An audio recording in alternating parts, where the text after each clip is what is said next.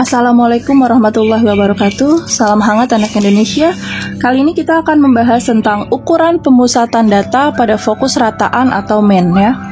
Ada 3 subbahasan yang akan Ibu bahas pada video kali ini. Yang pertama adalah tentang data tunggal ya atau rataan tunggal. Kemudian ada rataan kelompok, dan yang terakhir kita akan membahas tentang rata-rata nilai gabungan. Yuk kita langsung aja ke rataan data tunggal. Pada saat SD dan di SMP, kalian sudah sering mengenal yang namanya menghitung rata-rata dengan nilai tunggal. Kali ini Ibu akan sedikit menyajikan hal yang berbeda tentang soal rata-rata tunggal ya. Untuk nilai rata-rata, itu caranya adalah nilai di semua data itu dijumlahkan kemudian dibagi jumlah N ya. Contohnya, yang pertama, tentukan nilai X jika diketahui rata-rata data adalah 72 dengan datanya 60, 75, X plus 5, 87, 65, dan 83. Nah, di soal yang saat ini adalah soalnya sudah diketahui nilai rata-ratanya. Kita harus, yang ditanya adalah nilai X-nya. Nih, nilai X ini. Ya. Nah, baik, kita akan jumlahkan saja. Kalau di sini nilai rata-rata yang sudah diketahui ya. Kita mencari salah satu data yang ada di sini, yaitu dia X3-nya. Kita cari nilai X3-nya. Maka ini kita bisa kali silang ya. Jumlah N-nya di sini kan ada berapa nih? 1 2 3 4 5 6. Ada 6 ya. Datanya ada 6, rata-ratanya 72. Ini kita kalikan dulu. 72 dikali 6, kali silang seperti ini ya, sama dengan 60 ditambah 75 ditambah X plus 5 ditambah 87 ditambah 65 ditambah 83. 72 dikalikan 6 adalah 432, sama dengan kalian jumlahkan semua. 60 ditambah 75 ditambah 87 ditambah 65 ditambah 83 ditambahkan lagi nih 5. Hasilnya adalah 375 plus X-nya. Nih yang dicari X-nya. Ya, maka untuk mencari nilai X sama dengan 432 dikurang 375. Maka nilai X adalah 57. Seperti itu ya. Oke, selanjutnya. Nah, kita akan belajar tentang rata-rata kelompok ya, tentang rata-rata kelompok. Nah, sebelum kalian belajar atau memahami bagaimana cara menghitung nilai rata-rata dari sebuah kelompok, kalian harus tahu dulu bagian-bagian dari tabel distribusi. Pada subbahasan yang sebelumnya, kalian sudah belajar tentang membuat tabel distribusi. Kali ini, Ibu akan memberikan penjelasan tentang bagian-bagian yang ada di tabel distribusi. Yang pertama, tabel distribusi itu terdiri dari kelas-kelas. Nah, yang mana kelas? Ini yang disebut dengan kelas. Nih, kelas yang pertama, kedua, ketiga, 4, 5, 6, 7. Berarti, tabel ini terdiri dari 7 kelas. Ya. Kemudian, bagian yang kedua, batas kelas. Kalian harus paham yang mana itu batas kelas. Di mana batas kelas itu ada 2. Batas bawah kelas dan batas atas kelas. Yang disebut dengan batas bawah kelas, ini dia. Batas bawah kelas ini adalah yang nilainya 21, 31, Ibu akan tulis di sini nih. Batas bawah.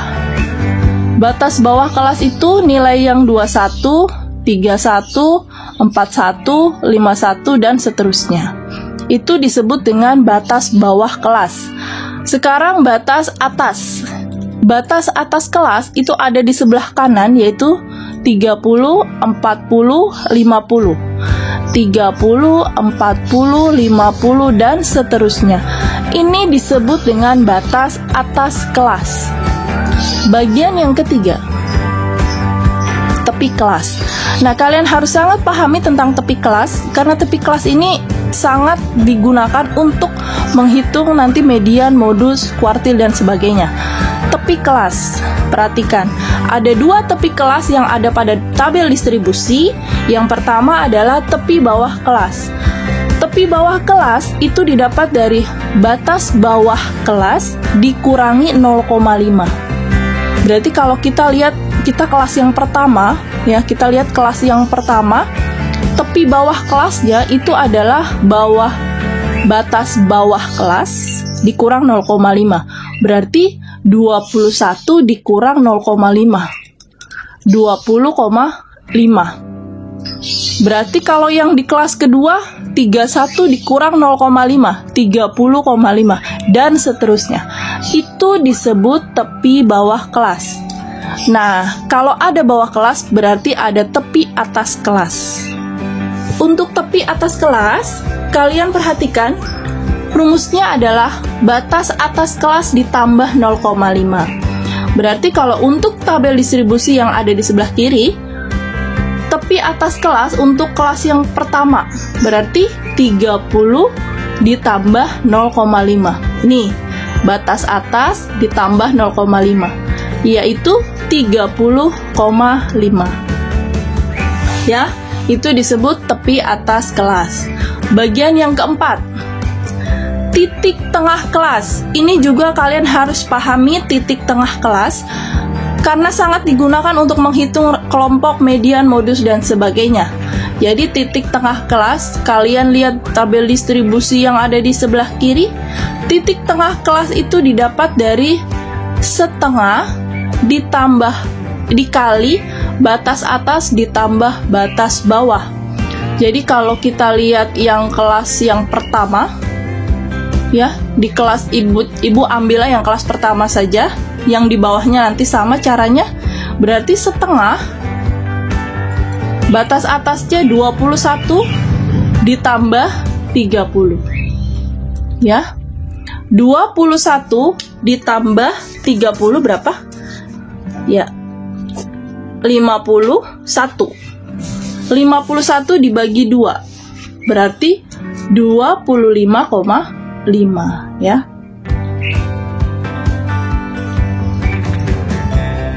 Berarti itu adalah titik tengah kelasnya.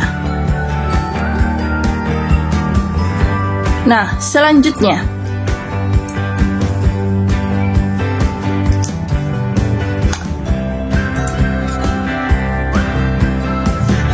baik, sekarang bagian yang kelima, ada interval kelas. Interval kelas adalah jarak antara kelas yang satu dengan kelas yang lainnya. Kalian harus bisa membedakan interval kelas dengan panjang kelas atau panjang interval, itu beda ya.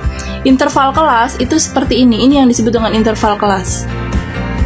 Dari 1 ke 2, kelas 2 ke 3, kelas 3 ke 4, ke 5, ke 6, ke 7, dan sebagainya, itu disebut interval kelas. Jadi jarak dari atas kelas pertama ke kelas yang selanjutnya, itu disebut interval kelas.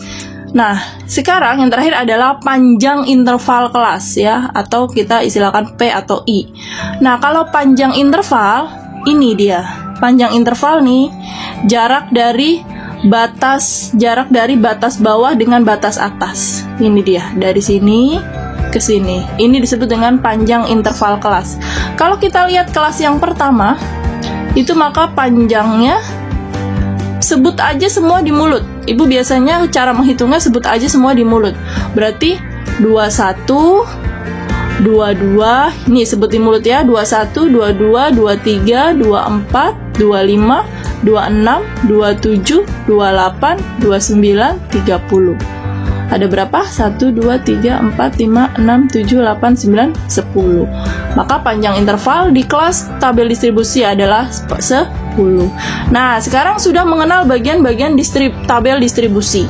Kita akan menghitung nilai rataan dari data kelompok. Oke, selanjutnya.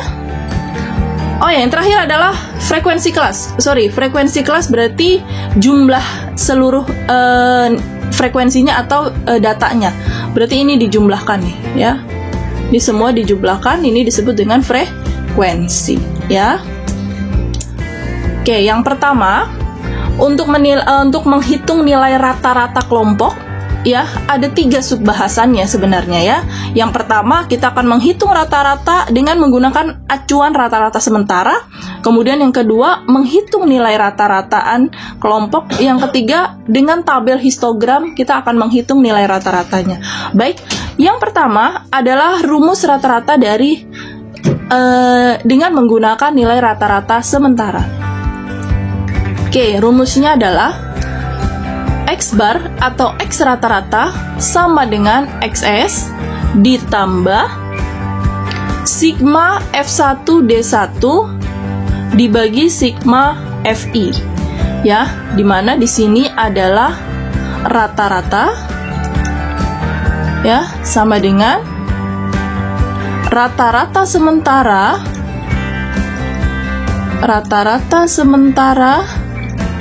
ditambah FI-nya. FI ini adalah frekuensi, ya. FI, nih Ibu tulis di sini deh. Ini X bar, ini XS, ya. FI adalah frekuensi data, ya. Nah, untuk DI itu adalah XI dikurangi XS, ya. Data ke I atau nilai tengah dikurangi rata-rata sementara, ya. Jadi di sini XI itu adalah tadi nilai tengah data, ya, dikurangi rata-rata sementara. Oke, kita perhatikan di sini ada soalnya. Perhatikan tabel di samping. Jika rata-rata sementara data adalah 37. Nah, di soal, ya, untuk di soal ini kebetulan nilai rata-rata sementaranya sudah diketahui. Bagaimana, Bu, kalau misalnya tabel distribusi frekuensi disuruh menentukan nilai rata-rata dengan menggunakan rumus rata-rata sementara, tapi rata-rata sementaranya kita tidak diketahui. Nah, kalau kalian rata-ratanya tidak diketahui, ini sebenarnya kalian bisa mengambil yang mana saja. Nilainya akan mendekati, ya. Tapi di sini di soal karena menggunakan yang 37 berarti nilai tengah yang ke sini, ya. Tapi kalau mau mencari nilainya, kalau tidak ada di soal, biasanya Ibu akan mencari di nilai yang paling tengah. Jadi kalau di sini nilainya 40, Ibu akan cari frekuensi yang ke-20. Kan adanya di sini nih, ya kan? Nah, kita bisa menggunakan rata-rata sementaranya, berarti nilai tengahnya ini 39 ke 41 kan nilai tengahnya 40, ya. Nah, ini boleh nggak? Boleh. Hasilnya akan mendekati, hampir sama, ya.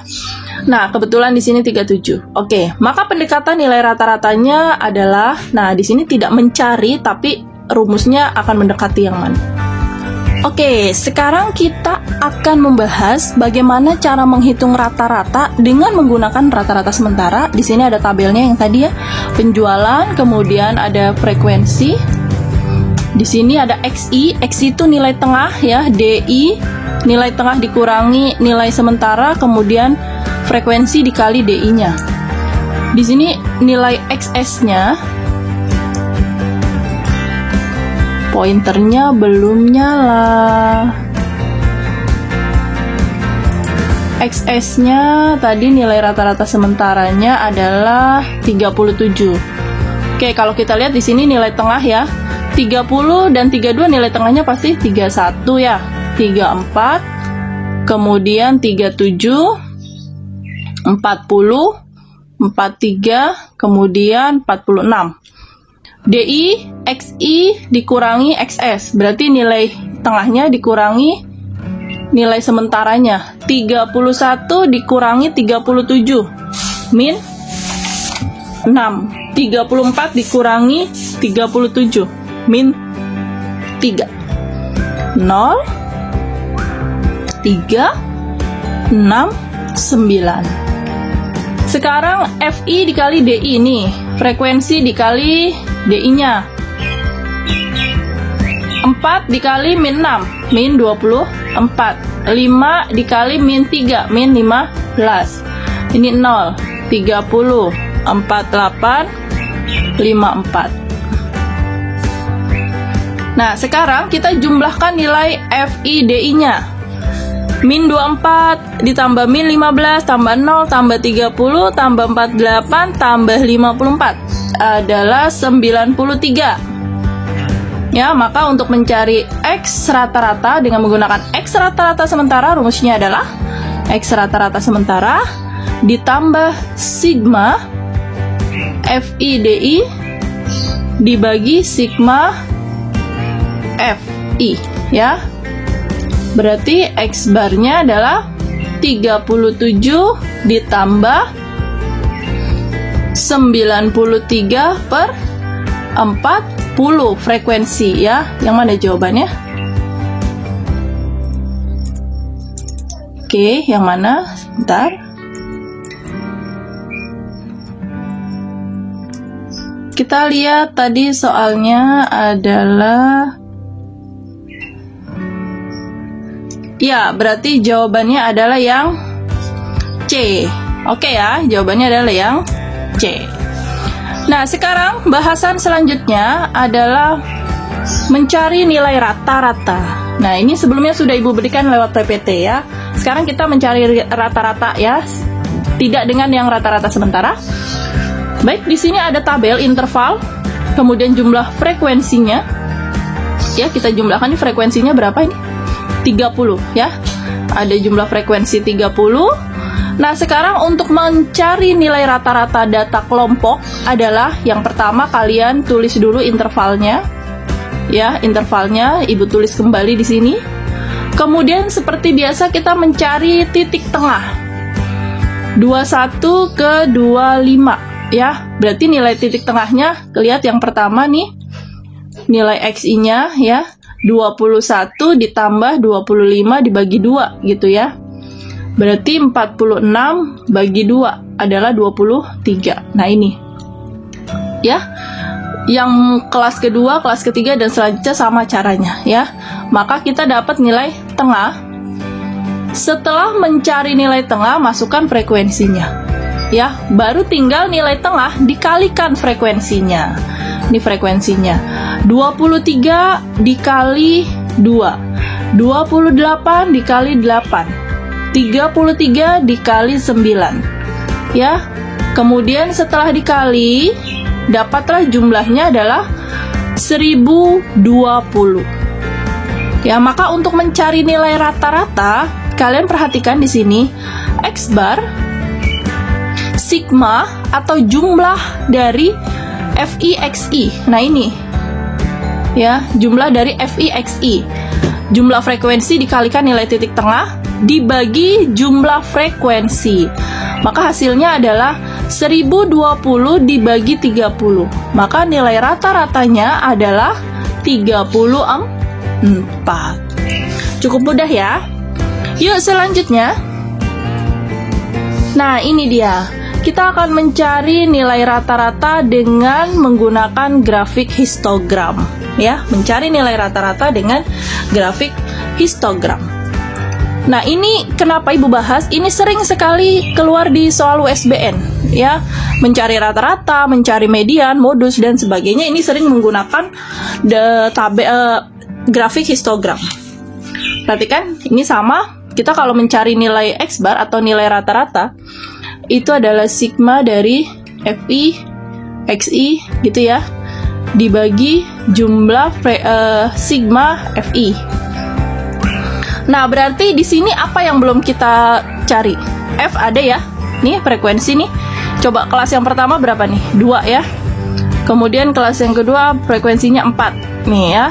Kemudian di sini 12, di sini 9. Gitu ya. Di sini berapa nih? 6. Di sini 1, gitu ya. Jadi kita lihat ini frekuensinya ada. Ini batas tepi bawah sama tepi atas nih, ya.